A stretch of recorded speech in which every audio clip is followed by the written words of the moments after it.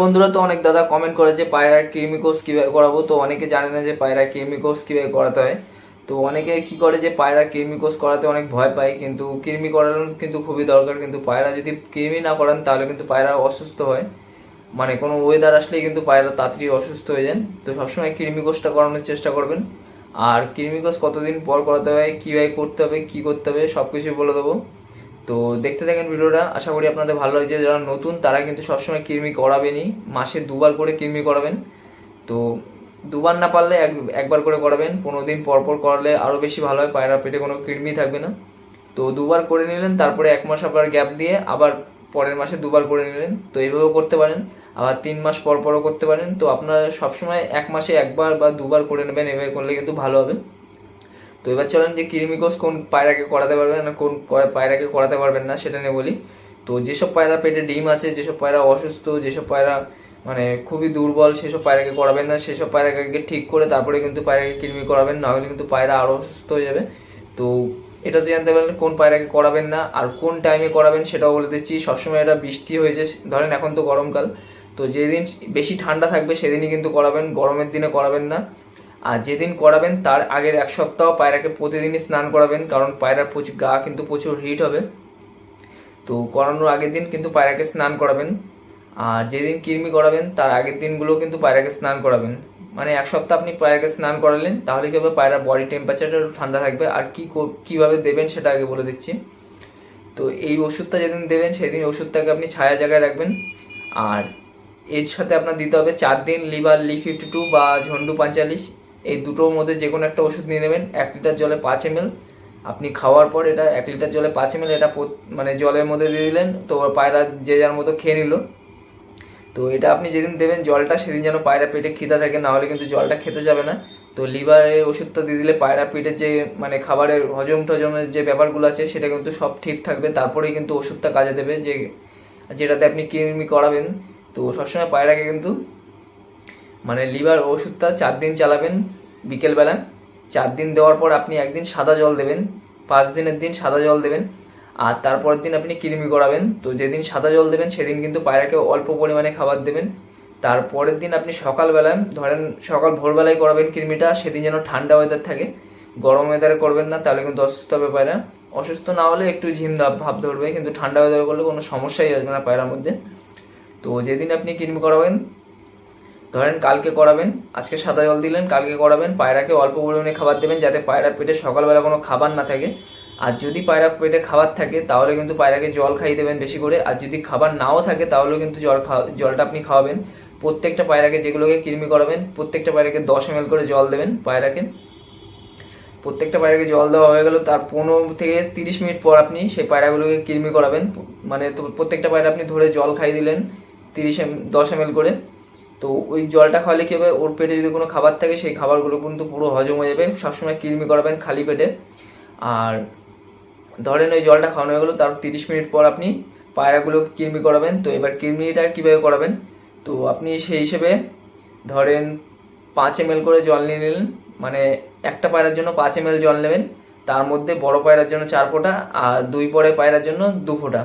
তো এই হিসাবটাই আপনি মেনটেন করবেন। তারপরে ধরেন 7 পরে পায়রা 3 ফোঁটা, আর 10 পরে পায়রা 5 ফোঁটা, সাইজ বুঝে। এবার 10 পরে পায়রাকে 4 ফোঁটাও দিতে পারেন। পায়রা ধরেন অনেক অতিরিক্ত মোটা বা সাইজে বড়, সে পায়রাকে আপনি 5 ফোঁটা দেবেন।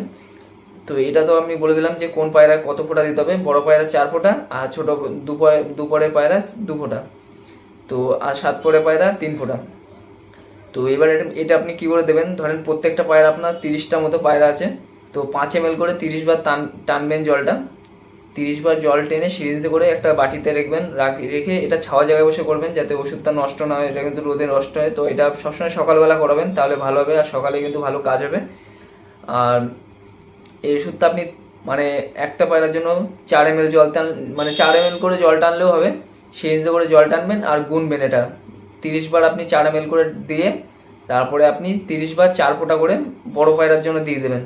মানে আপনি বড় পায়রা হিসাব করবেন যে বড় পায়রা 4 ফোঁটা, তো সেই হিসেবে আপনি 30 বার জল টানবেন আর 30 বার 4 ফোঁটা করে ওষুধটা দিয়ে দেবেন। তারপর এটাকে মিক্স করবে।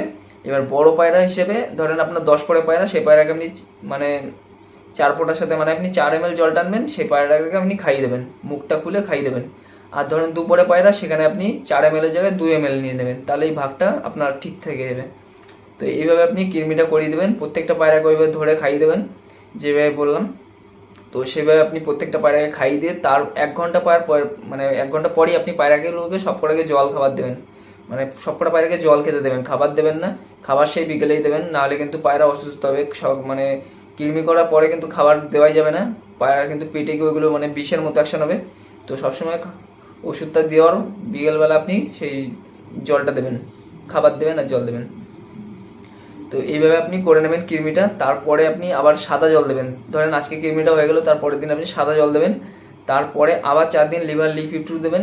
তারপরে আপনি মানে কৃমি কোষটা আপনার শেষ হয়ে যাবে ওখানে, আবার লিভার লিফ52 মানে 1 লিটার জলে 5 ml খাওয়ার পর আপনি 4 দিন দিলে কিন্তু আবার কৃমিটা আপনার পুরো কোর্সটা কমপ্লিট হয়ে যাবে। তো এইভাবে আপনার কৃমি করে নেবেন। আর কৃমি আপনার কী দিয়ে করলে সব থেকে ভালো হবে, তো আপনারা অ্যালবোমার দিয়ে কৃমি করাতে পারেন। আরও অনেক ওষুধ আছে, তো আমি অ্যালবোমার দিয়ে করাই, ওটাই ভালো হয়। এতে কী হয়, পেটের মধ্যেই পায়রার কৃমি মরে যায়, তো ওটা পায়খানার সাথে বেরিয়ে যায়। আর কয়েকটা জিনিস আছে যে মানে কৃমি ওষুধ আছে, তো ওগুলো আমি ব্যবহার করি না, তো ওইগুলোতে ডাইরেক্ট কৃমি বেরোয়, তো ওটা আমার অতটা ভালো লাগে না। কিন্তু পায়রা যে অ্যালবোমার দিয়ে করাই ওটাই কিন্তু অনেকটা বেস্ট, তো অ্যালবোমার দিয়ে আপনারা করাবেন। তো এগুলো পাবেন কোন দোকানে, যে কোনো মানে পাখির দোকানে গিয়ে বলবেন পায়রা কৃমি করাবো, তো অ্যালবোমার কৃমি ওষুধ দেবেন। তো এটার দাম নেবে 35 টাকা থেকে 30 টাকা হয়তো নেবে। তো এটা দিয়ে আপনি 2-3 বার করাতে পারবেন, তারপরে ম্যাথটা হয়তো শেষ হয়ে যায়। তো আমি এটাতে 2-3 বার করে মানে কৃমি ওষুধটা 2-3 বার কৃমি করি, তারপর ওটা কিন্তু ফেলে দিই।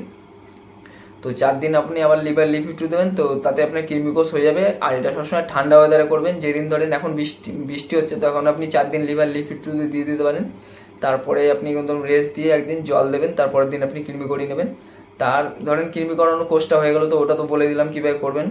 তারপরে আপনি কি করবেন, 15 দিন পর অস্টাবেট আর বিমরাল, অস্টাবেট মানে 500 ml অস্টাবেট আর 30 ml বিমরাল, এই দুটো কিনে আনতে হবে। এগুলো পাখির দোকানে পাবেন। তো এগুলো আপনি পাখির দোকানে গেলেই দাম বুঝে যাবেন যে কত টাকা নেবে, হয়তো 150 টাকার মধ্যে হয়ে যাবে দুটো। তো এই দুটোকে নিয়ে আপনি মিক্স করবেন, ওই অস্টাবেটের মধ্যে বিমরালটা ঢেলে দেবেন।